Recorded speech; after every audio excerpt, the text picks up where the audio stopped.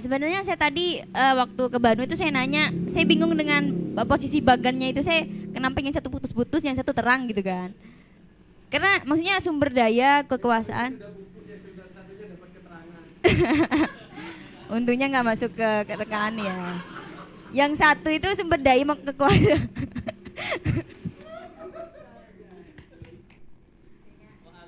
Enggak li kayak gini li Sarah saya ngambu jakile. Yang sumber daya kekuasaan itu yang dimiliki, itu maksudnya gimana? Itu pertanyaan saya yang pertama gitu kan. Yang pertanyaan kedua, ketika menyebut stratifikasi sosial, saya teringat dengan gimana perjuangan perempuan.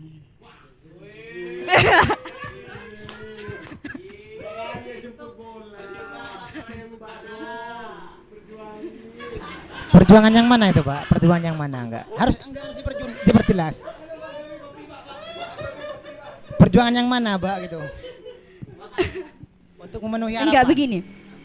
Awalnya ketika menyebut stratifikasi sosial kan tadi saya sempat sedikit tanya, sedikit mencari gitu kan, stratifikasi sosial itu seperti apa gitu kan. Tapi kan begini, stratifikasi sosial ketika pemantik tadi menyebut, ketika pemantik itu menyebut bahwa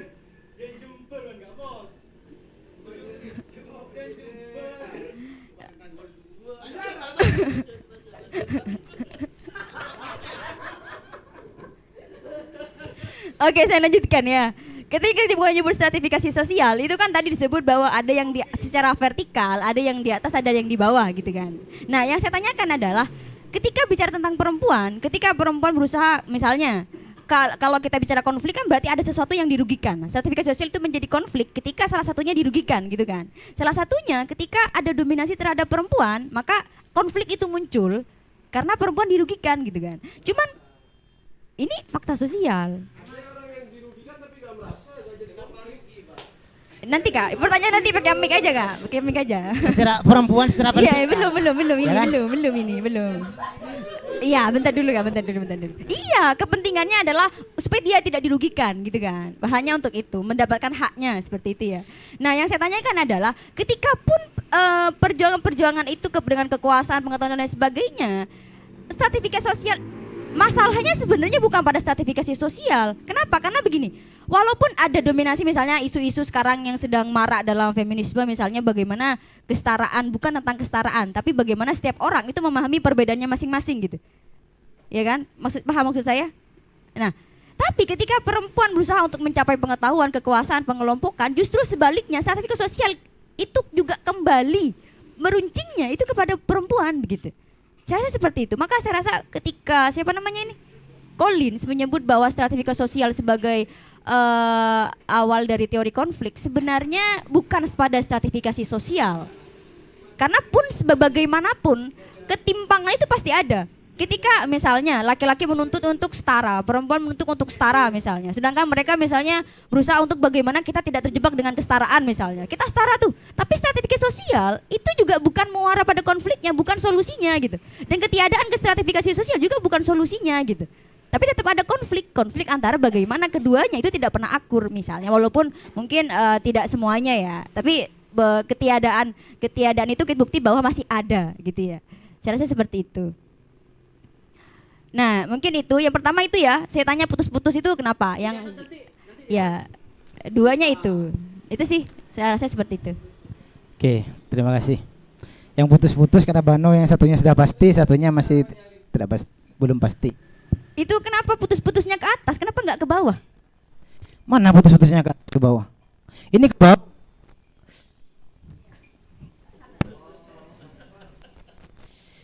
Saya harus sering adzan bahkan sekarang. Jadi gini, Pak. Ini sebenarnya bisa dikatakan final dari pembahasan saya gitu. Final dari pembahasan saya. Ini ada tanda panah jelas bahwasannya seorang yang konflik itu yang disebabkan oleh stratifikasi sosial itu pasti akan menyebabkan secara final itu menyebabkan dominasi kekuasaan dan sumber daya atau kekuatan. Iya. Dan itulah alasan seorang itu bisa tinggi secara hierarkis stratifikasi sosial, ya ini bisa karena pengetahuannya lebih tinggi, kekuasaannya lebih kuat, secara kelompok dia lebih mendominasi, bahkan secara identitas khusus. Dan itu sudah pasti menghasilkan ini gitu. Terus bahkan secara posisi pun gitu. Jadi ini nilai tawar yang bisa menyebabkan stratifikasi sosial tadi gitu. Nah, kalau kembali ke tadi ada kesalahpahaman di Mbak Winda itu. Kalau membahas perempuan berbicara vertikal itu bahaya atas bawah itu. Karena memang fokus saya itu bukan yang saya bahas di sana itu tadi kalau kita berbicara di mobilitas sosial gitu atau perubahan di bidang sosial gitu. Yang Pak. Oke. Tidak hanya disebabkan oleh stratifikasi sosial. Tapi justru saat kita sekarang saya tidak ingin membuat perbandingan, jangan jauh-jauh. Perbandingan antara laki-laki dan perempuan itu. Bahkan kalau dalam pemikiran Collin pun sekalipun itu, bahkan berbicara antara satu individu perempuan dengan individu yang lain itu bisa itu. Sampeyan dengan pendiri panggung bisa itu. Dianalisa itu. Bukan dia aksesorisnya.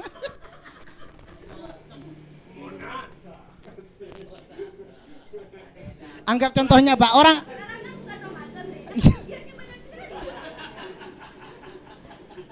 enggak Pak, kan saya gak sebut panggung apa Pak gitu.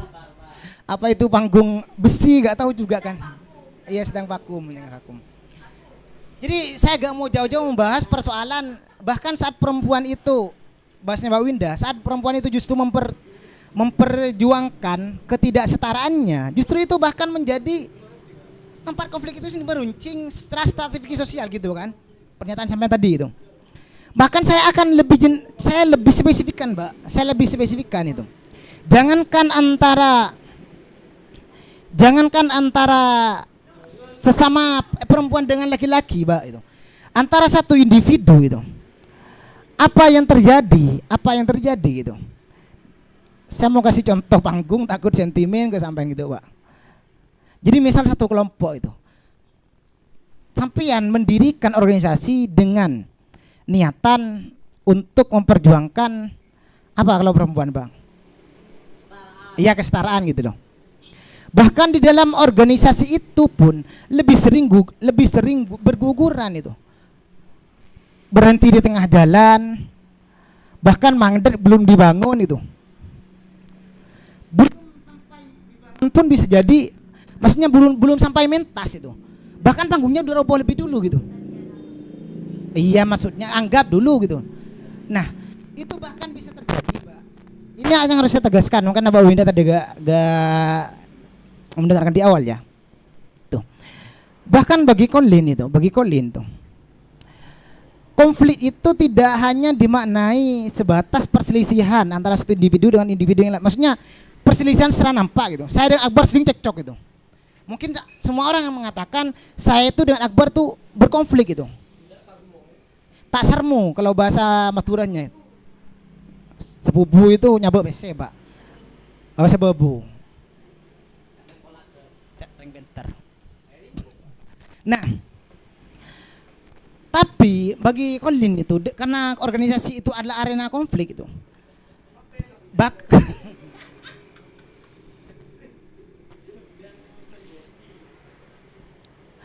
Bahkan konflik itu bisa dilihat adanya konflik saat ada kerenggangan di organisasi itu sendiri gitu.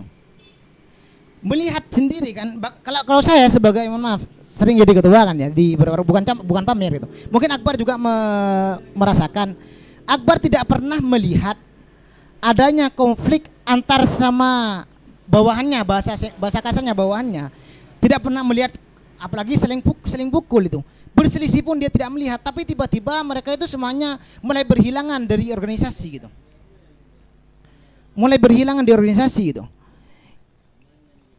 Karena ini fokus kajian bagi Collin, setiap orang itu, setiap individu itu ingin hidup dengan subjektivitasnya. Maka kadang konflik yang dimaksud itu berangkat dari diri sendiri. Bahasa simpelnya unek-unek gitu. Tiba-tiba saya tidak suka dengan Akbar. Karena kenapa? Saat rapat di Hima, dia itu lebih kayaknya pendapat saya gak pernah dihargai, tapi bagian yang cantik-cantik dia hargai gitu, dia terlalu terima gitu. Saya tidak pernah terlihat kan konflik dengan Akbar atau dengan yang cantik itu, tapi justru gejolak pada diri saya itu konflik gitu. Dan menyebabkan secara organisasi itu terjadi kerenggangan, pada akhirnya menghilang gitu. Jadi kalau tadi mau berbicara tentang persoalan saat justru memperjuangkan, dia lebih seakan-akan menjadi bumerang gitu. Karena justru kadang yang memperjuangkan, yang ada di posisi hierarkis lebih tinggi, anggap dulu ketuanya, dia akan menduduki jabatan lebih tinggi, lebih terkenal, sehingga anak buahnya pada akhirnya dia terendam, ada di bawah, malas yang mau bergerak, hilang pada akhirnya gerakan itu. Bisa jadi kayak gitu. Atau bahkan saat justru tidak diperhitungkan. Intinya saat sudah tidak ada kesetaraan baik hak, kewajiban atau lain sebagainya, maka di sanalah terciptanya stratifikasi sosial itu sendiri. Cik, cik.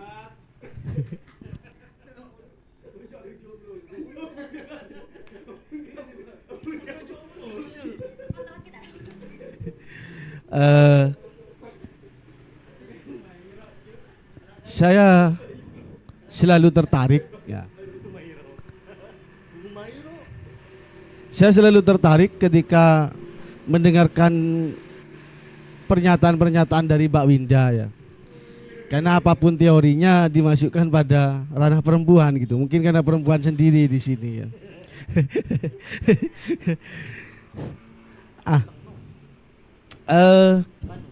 Bang Ali tadi menjelaskan bahwa ternyata hierarki di atas itu lebih mempengaruhi ya, lebih mempengaruhi egonya dirinya gitu untuk melihat bawahannya kayak gitu ya. Nah, dengan itu benar kata Mbak Winda, mesti ada yang dirugikan gitu kan. Nah, karena kerugian itu ada gitu, nggak bisa seakan-akan nggak bisa dihilangkan, Mbak ya. Ya, karena memang perempuan itu punya kepentingan, Mas gitu. Kalau kepentingannya tidak dicapai, merasa dirugikan pasti. Nah, cara mengelola kerugian itu, kalau menurut pandangan Colin dalam di masyarakat misalnya, di masyarakat sosial, kayak di kampung saya itu yang dirugikan tuh mesti orang-orang yang tidak berpendidikan gitu ya, yang jadi petani, karena dia seakan-akan diciptakan untuk ngekor gitu. Nah, bagaimana Colin itu memandang apakah kerugian-kerugian ini menjadi memang harus ada atau mau dikelola gimana lagi gitu, atau diminimalisir atau gimana biar berjalannya suatu tatanan masyarakat yang konfliknya itu terarah gitu, mengarah kepada kualitas gitu. Tidak konflik ngawur kan, kayak di kasus di Bangkalan yang bulan puasa tuh yang carok, iya kan ya. Kenapa yang carok itu kok mesti yang golongan-golongan di elit budaya Madura itu golongan-golongan blatir gitu. Kok golongan-golongan tokohnya kayak si Calon Kelebun mata acarok kayak gitu kan ya. Pendukung-pendukungnya kan itu kan menjadi suatu konflik yang tidak terarah gitu secara stratifikasi sosial. Mohon maaf Mas, saya tidak setuju kalau yang di Bangkalan itu carok. Itu adalah pembunuhan ya. Saya rasa itu pembunuhan, bukan lebih kepada carok. Karena itu adalah penyerangan ya.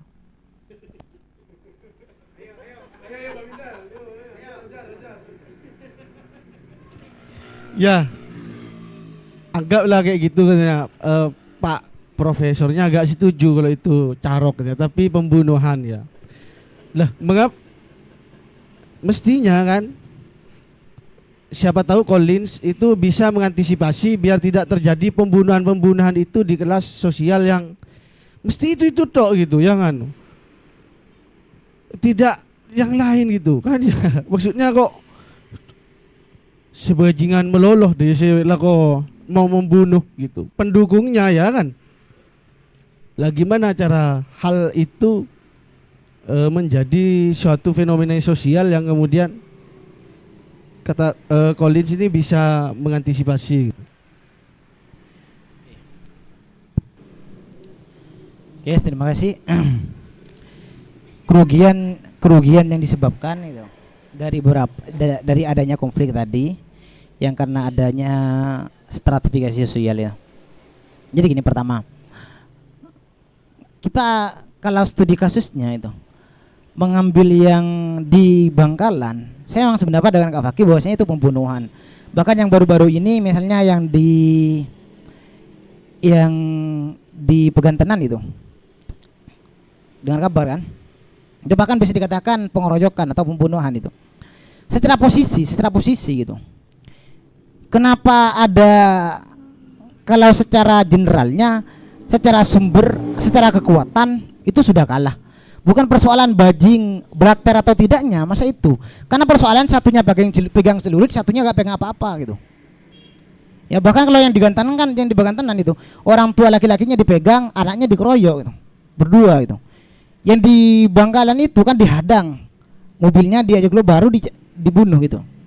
Itu dari segi posisi atau dari segi kekuatan udah beda. Perbedaannya di mana? Satu pakai celurit, satunya tangan kosong itu. Nah, itu adanya pihak yang dirugikan. Mungkin kalau bahasanya nanti kita bahasakan itu carok, maka dalam carok harusnya tidak, kalau dalam secara teori carok ya, harusnya tidak boleh adanya kerugian gitu. Maksudnya apa? Karena keduanya sama-sama sepakat. Kalau bahasanya di Zoe kan kalau carok itu adanya kesepakatan antara kedua belah pihak dan bertemu itu. Harusnya tidak ada pihak yang dirugikan, mati atau tidak itu konsekuensi gitu. Tapi karena itu pembunuhan, konflik itu kan kesepakatan, kesepakatan. Nah, persoalan kalau kita kontekstualisasikan ke hal lain, termasuk kerugian yang dimaksud Mbak Winda, seperti perempuan justru semakin berjuang itu semakin dikesampingkan gitu. Ya, memang harus saling. Memang gini. Enggak kayak gini, Mas, maksudnya itu. Kalau di dalam masyarakat sosial itu kan ada istilahnya itu mempertahankan identitas dan posisi gitu. Nah, itu mesti kadang-kadang yang berkompetisi dalam tanda kutip itu memperebutkan, baik mempertahankan identitas maupun merebutkan posisi, itu condong pada konflik yang pasti salah satunya ada yang dirugikan. Gak usah jauh-jauh, misal di suatu instansi kampus misal, perebutan rektor misalnya, itu sama-sama punya tujuan ingin mempertahankan identitas kan kayak gitu dan mengamankan posisi gitu. Nah itu mesti ada yang dirugikan gitu, ada konflik. Mesti yang konflik itu terjadi di kelas strata bawahannya, pendukungnya gitu. Kalau punya Lek Faruk tuh timnya canda ya. Lek ale gitu kan ya. Yang nyalon anu itu apa namanya, BEM ya, yang nyalon BEM itu aman-aman saja gitu kan ya. Nah yang terjadi konflik itu kan itu yang sampai mohon maaf ya, tanpa mendapatkan balance atau apa namanya, mendapatkan janji, dia merugikan dirinya sendiri, berkorban. Karena saya timnya Lek Faruk gitu. Saya mau menyumbang uang sekian gitu. Padahal saya tidak dikasih apa-apa sama. Kan itu untuk mempertahankan identitas dan posisi. Kan itu ya Dan ya. Iya. Lah, gimana kok di Collins itu mengelola suatu konflik ini terjadi? Karena kayak gini Mas. Saya akan sering terjun di politik. Itu kalau sudah menyangkut identitas dan posisi, kita harus menang gitu. Misal ikut kiai, kalau ini kalah kiai kita yang malu kayak gitu. Akhirnya berkorban. Itu kan merugikan dirinya sendiri. Nanti kan dia gak jadi apa-apa, pas kecewa kan ya. Kok Lombok saya dukung, sekarang jalannya aja tak aspal gitu kan ya. Misalkan kayak gitu, konflik-konflik di dalam kelas sosial sekarang itu sering terjadi hal seperti itu. Nah, sama posisinya juga di perempuan gitu. Katanya Mbak Winda tadi perempuan sudah berjuang, cuma berjuangnya perempuan itu sudah melampaui batas, bukan kesetaraan lagi, tapi ingin menguasai laki-laki gitu. Kan iya, ingin kita populasi terbanyak perempuan gitu. Jadi harus gini. Kayak gitu kan sekarang perempuan sekarang, kita harus bisa mendominasi laki-laki. Biar tidak ada lagi pemerkosaan kayak gitu kan. Biar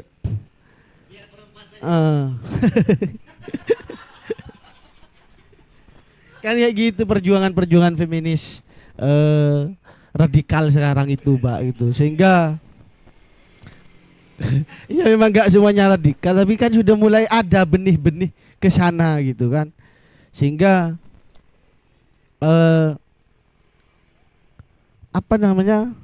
antara urgen dan yang tidak urgen itu sudah tidak lagi menjadi pembahasan di dalam konteks feminis ini gitu. Dan itu maksudnya saya, Bang Ali gitu. Oke, cek. Jadi gini. Jadi apa yang disebutkan itu, ada proses seseorang itu untuk mengejar strategi sosial gitu. Karena proses untuk mengejar strategi sosial, maka itu yang juga mengiringi terjadinya konflik gitu. Apa yang dilakukan tadi gitu, itulah proses pertama untuk mengejar strategi sosial. Ya, masih proses mengejar strategi sosial pun sudah diiringi konflik gitu. Nah, dalam strategi sosial ini kan persoalan seorang itu berupaya untuk memiliki kedudukan secara hierarkis yang lebih tinggi gitu. Nah, pihak yang dirugikan, kayak kalau Mas Akbar tadi kayak yang tidak boleh seakan-akan saya kalau saya menggunakan istilah konsekuensi gitu. Konsekuensi, kerugian itu adalah konsekuensi gitu. Maka pihak yang dirugikan itu justru adalah pihak yang kalah dalam strategi sosial tadi gitu. Dan ini yang menyebabkan adanya kerenggangan dalam organisasi. Atau ini yang menyebabkan adanya kerenggangan dalam kalangan masyarakat itu. Hal itu tidak bisa dinafikan itu. Upaya untuk merebut hierarki dalam strategi sosial itu tidak bisa bisa sih. Saya cuma bilang kan. Oke. Nah, kerugian yang dimaksud tadi bagaimana untuk menggantikan kerugian itu. Kalau kita berbicara tadi ini juga sama dengan pertanyaan Akbar tadi gitu. Bagaimana untuk menyebabkan untuk mengubah tapi punya Akbar lebih kompleks ya, agar tidak terjadinya konflik demikian itu. Persoalannya hanya memang kalau Colin itu mengatakan sudah pasti tidak adanya kesetaraan, sehingga karena tidak adanya kesetaraan itu menyebabkan strategi sosial. Maka seakan-akan juga hal mustahil kalau menciptakan kesetaraan itu sendiri gitu.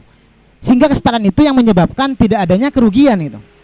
Hampir dikatakan mustahil untuk menciptakan kesetaraan itu agar tidak terjadinya kerugian. Justru sebelum terjadinya kerugian itu yang harus diciptakan terlebih dahulu. Karena kerugian itu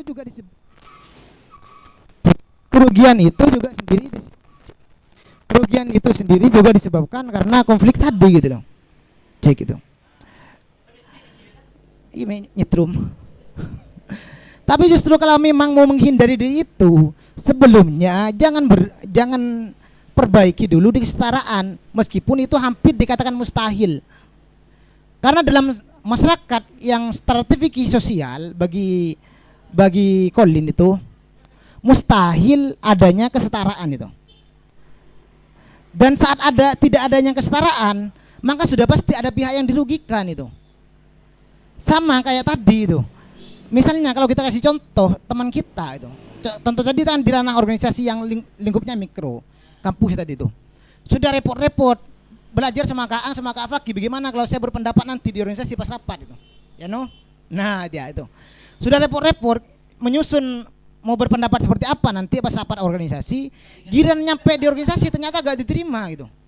Dia merasa dirugikan kan, luang waktu sentar nyelang tardena, nabung ke sana, bayarin kopi dan sebagainya misalnya. Iya minta bayarin. Nah. Nah. Itu saat perebutan ya. Itu justru menyebabkan adanya kerugian di antara salah satu pihak gitu. Jangan yang sifatnya kompleks demikian, yang sifatnya individu pun ada yang dirugikan meskipun hanya persoalan perasaan itu. Persoalan posisi gitu. Itu juga bagian kerugian yang non materi gitu. Maka sekali lagi mengukur konflik atau menganalisa konflik, prinsip yang dibangun oleh Conlin itu tidak bisa hanya dalam satu waktu, 2 waktu atau 2 waktu, tapi harus setiap hari gitu. Di setiap interaksi itu terjadi, maka di sana kalau ingin menganalisis konflik bagi Conlin itu, karena ranahnya individu gitu loh. Dan lagi-lagi tidak hanya tampak karena adanya perselisihan, percekcokan itu. Karena tidak melulu berwujud secara perselisihan, apalagi secara kekerasan fisik gitu. Karena itu di saya. Berarti jika demikian Collins ini menganggap konflik itu disfungsional ya. Dalam artian jika konflik kemudian rentan atau rawan menimbulkan sebuah perselisihan karena banyak yang menjadi korban kerugian, saya rasa ini adalah dasar rata-rata orang menganggap bahwasanya konflik itu negatif terhadap kelompok itu sendiri, terutama dalam hubungan antar kelompok, sehingga menciptakan disfungsional struktur. Karena kalau melihat dari beberapa tokoh-tokoh konflik, saya rasa tidak akan lepas dari hubungannya konflik dengan struktur sosial, terutama dalam kelompok.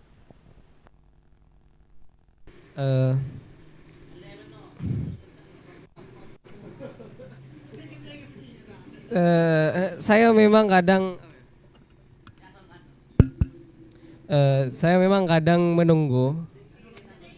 menunggu catatan kalau diskusi itu saya kadang memang menunggu catatan kaki dari Kak Fakih kadang. Karena memang benar-benar berpikir secara akademis kalau Kak Fakih, jadi akademis dan mendalam gitu.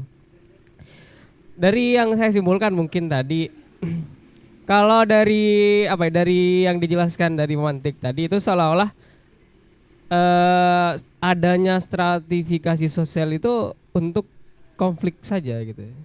Jadi seolah-olah konflik itu keniscayaan dari adanya stratifikasi sosial gitu.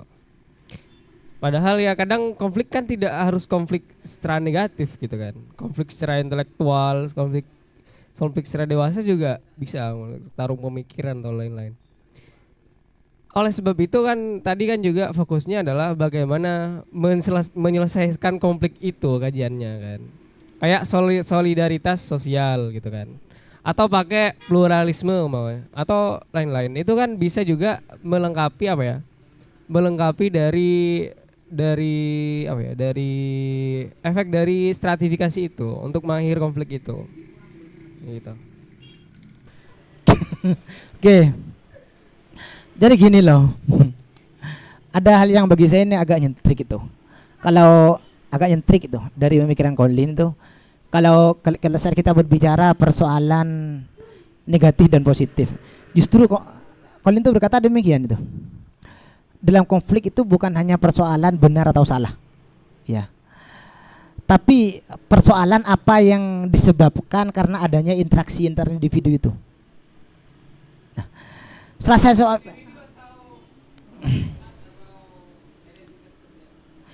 individu itu,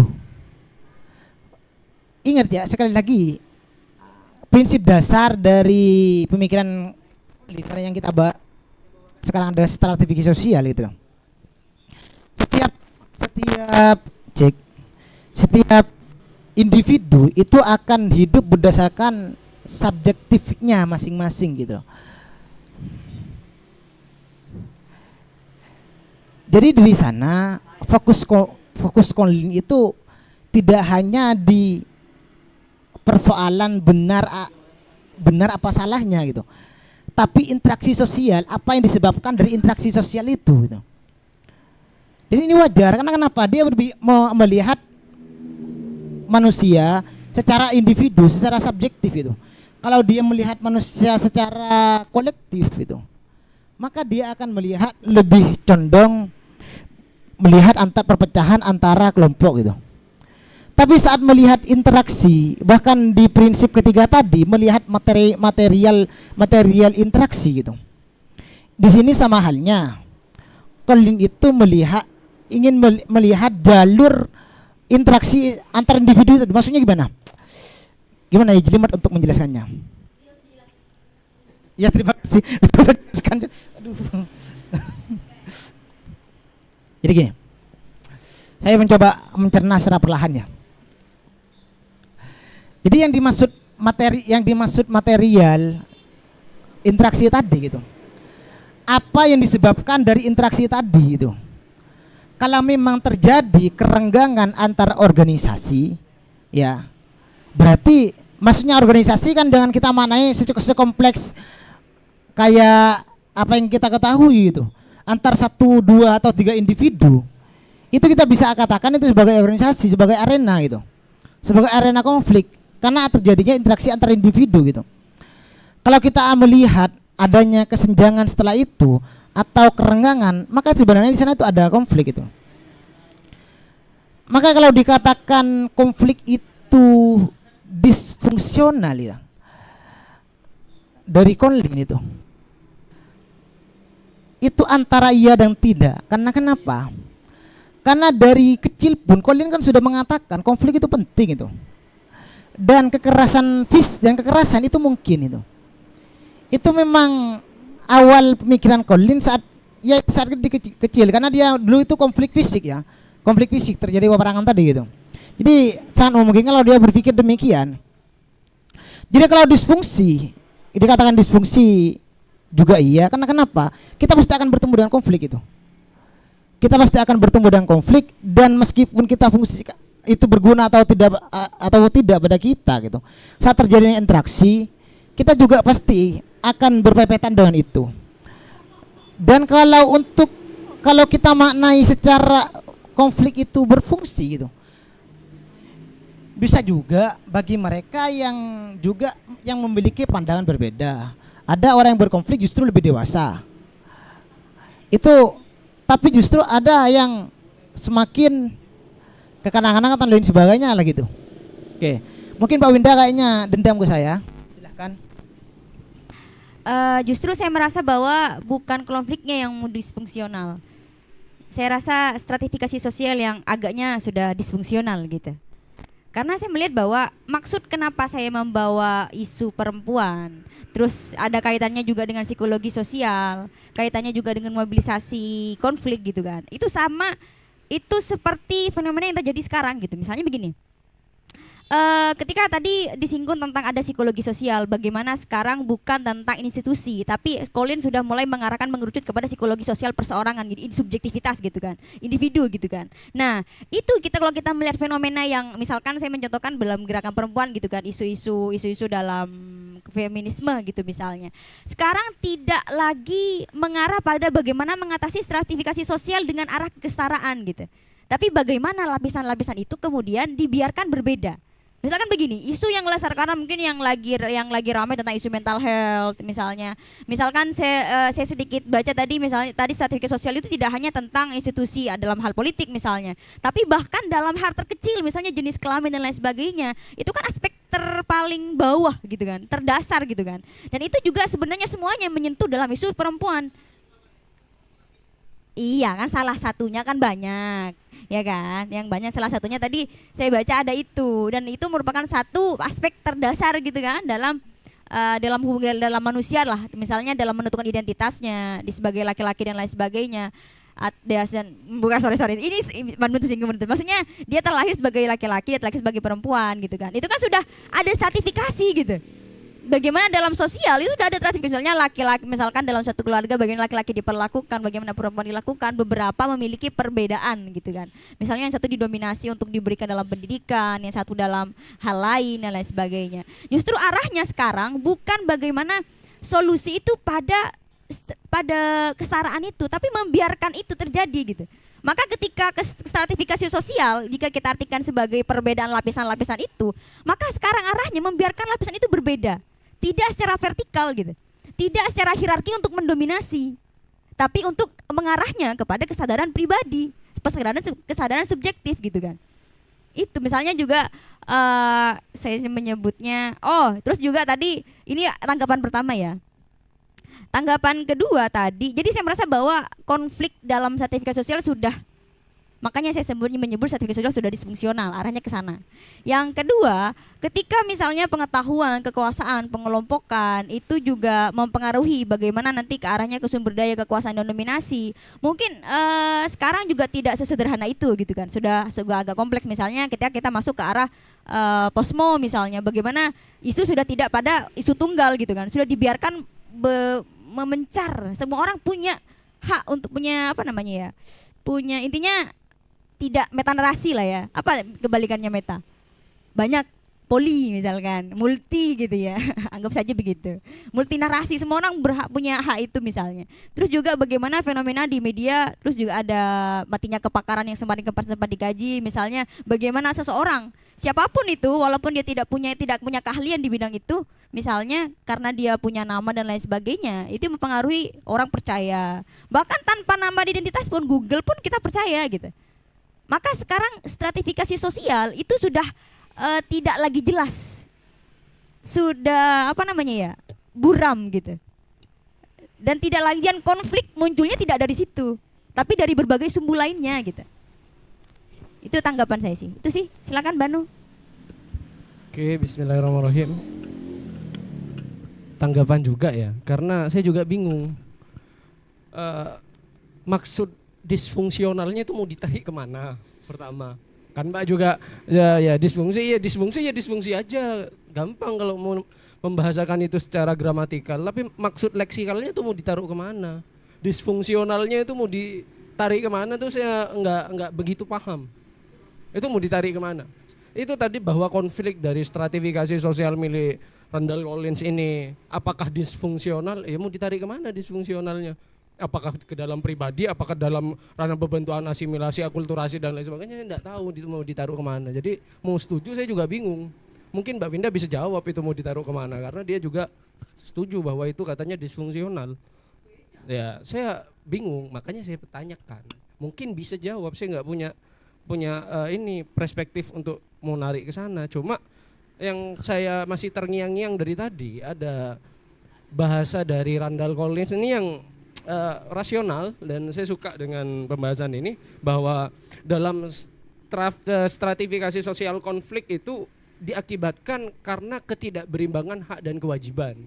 Orang yang memiliki stratifikasi sosial lebih tinggi, haknya diperbanyak dan kewajibannya dipersedikit ya, ditekan kalau bahasanya Bang Ali tadi. Sedangkan orang yang memiliki stratifikasi sosial lebih rendah, maka dia haknya diperkecil dan kewajibannya yang diperbanyak. Inilah konflik dalam stratifikasi sosial dari Randall Collins tadi. Nah ini make sense nih, gampang. Jadi kalau kita bisa mau lihat kurvanya, kita lihat misalnya kurva ke atas itu kurva vertikal itu adalah hak dan kurva horizontal itu kewajiban, dikatakan konflik. Apa pertumbuhannya kalau langsung ke sini? Tidak lurus, nyamping pojok kanan, ada nilai tengah-tengah. Jadi ini make sense dan gampang, dan perjuangan antar subjektif untuk berjuang menggeser hal itu kepada ranah yang rasional yang ada di titik tengah atau dan lain sebagainya, atau kalau bahasa Randall Collins tadi bahwa setiap orang itu memiliki keinginan untuk ditinggikan dalam stratifikasi sosial sehingga beliau melakukan usaha-usaha untuk membolak-balikkan keadaan yang tadi, sehingga dia karena dia merasa bahwa kenapa kewajiban saya lebih banyak sedangkan haknya lebih sedikit, akhirnya dia berjuang. Ya, dan dia jelas akan berkonflik dengan orang yang di atasnya. Karena ada suatu pola hidup yang mungkin sekarang ini sudah dijadikan suatu bentuk sudut pandang paten. Dan dari tadi kita singgung, mentah dari Mas Akbar, dari beberapa teman-temannya juga di sini, bahkan sepertinya mengaminkan karena tidak sama sekali terusik dengan pernyataan ini bahwa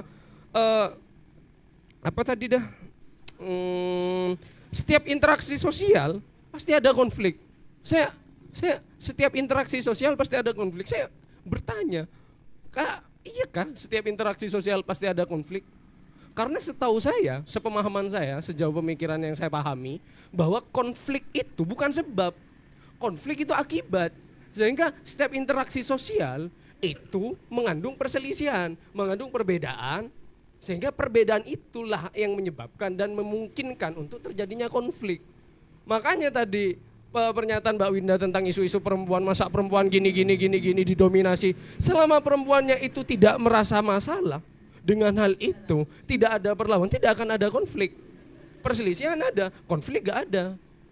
Selama misalnya senioritas, selama ada orang bodoh yang mau menjadi junioritasnya, dia tidak akan menghasilkan konflik apa-apa. Makanya senior itu pasti melakukan usaha-usaha untuk memendam junior-junior yang memiliki kesadaran untuk menghasilkan konflik dari perbedaan-perbedaan yang ada. Jadi kenapa kita menarasikan dari tadi bahwa konflik itu adalah sebab, sedangkan konflik itu adalah akibat. Dan pengertian bahwa konflik itu disfungsional itu mau ditarik kemana arahnya nggak jelas juga. Karena mungkin pertanyaan itu adalah pertanyaan pancingan saja. Jadi saya terpancing untuk menanyakan arahnya mau dibawa kemana, disfungsional dalam perspektif apa dan sudut apa, mau ditarik kemana. Karena kalau kita melihat dari pendapat Randall Colin di sini, kita melihat bahwa ada pernyataan yang intrik mungkin katanya Bang Ali, bahwa konflik itu bukan persoalan salah atau benar, tapi interaksi individu. Terserah dia mau ngapain aja, dia tidak peduli dengan benar dan salah. Sehingga hal itu memang ya bebas. Dan dengan pendapat ini, konflik itu justru menjelaskan bahwa konflik itu fungsional. Karena konflik itu merupakan usaha pemanfaatan subjektif untuk memperjuangkan haknya tadi, untuk memperjuangkan stratifikasi sosialnya yang awalnya hanya memiliki kewajiban saja yang besar tapi haknya rendah seperti rakyat. Asik. Iya kan, iya. Kalau pejabat kan kewajibannya banyak, haknya nggak kalah banyak. Kan gitu ya. Jadi justru dari hal ini kita menjelaskan bahwa konflik itu fungsional banget. Karena dengan konflik seseorang dapat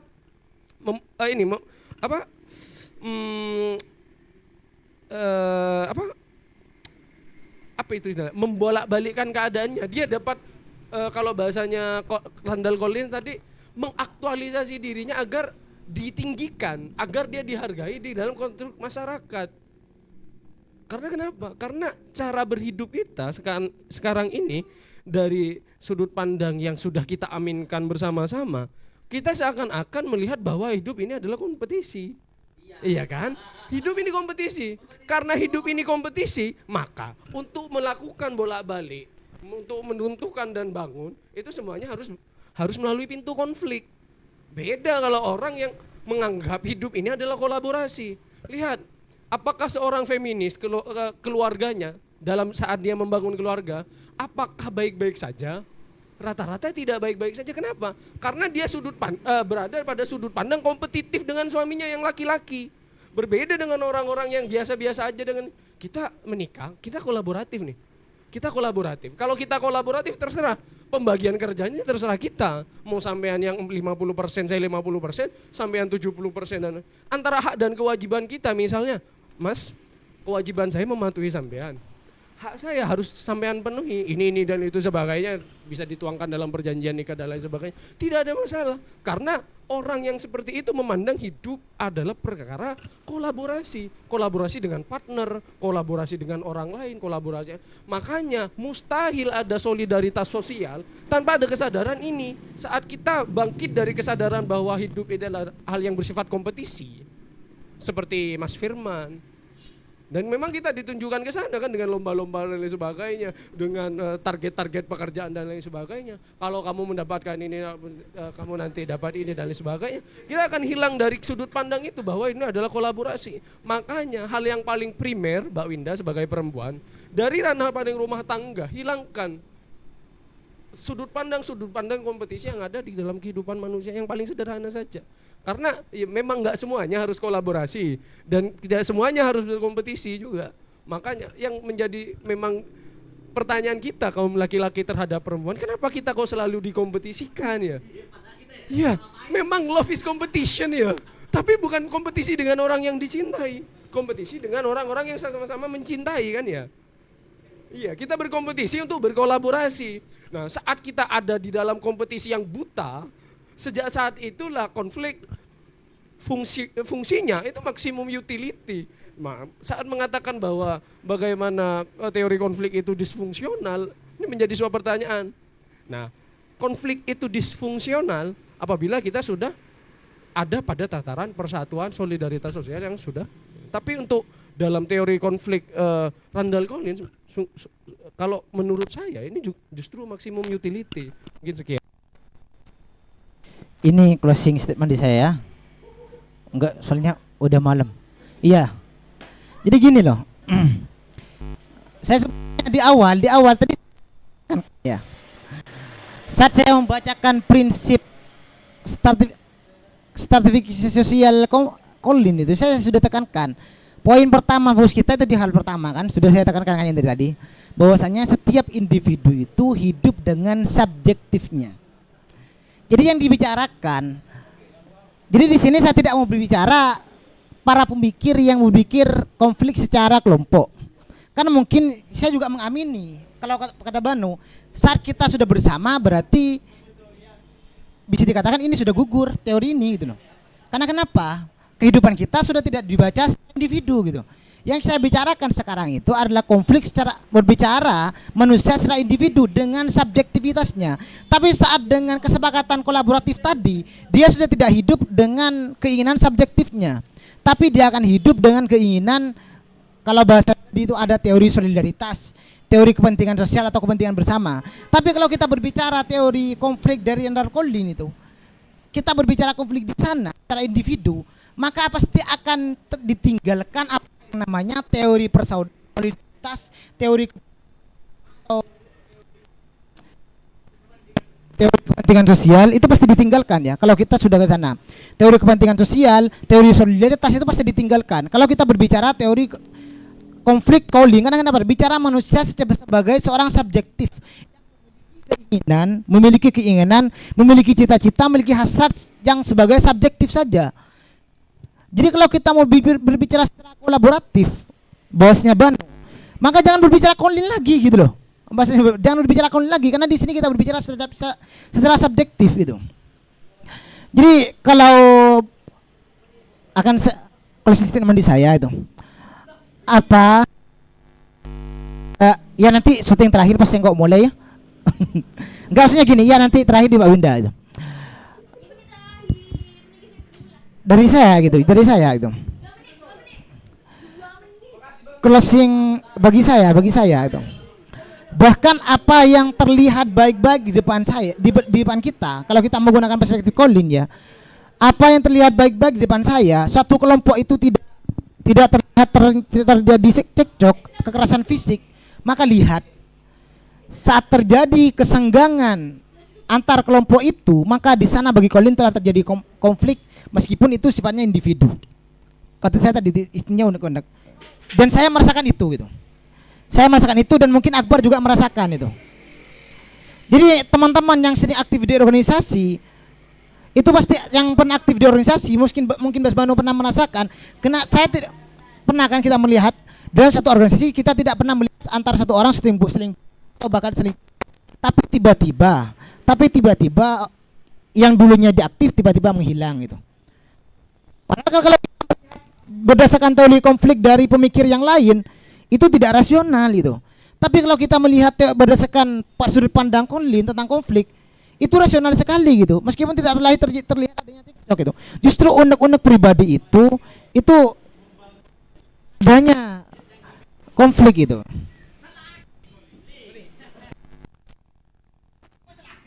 Baik, terima kasih kameramen, tolong minta tolong. Iya, terima kasih.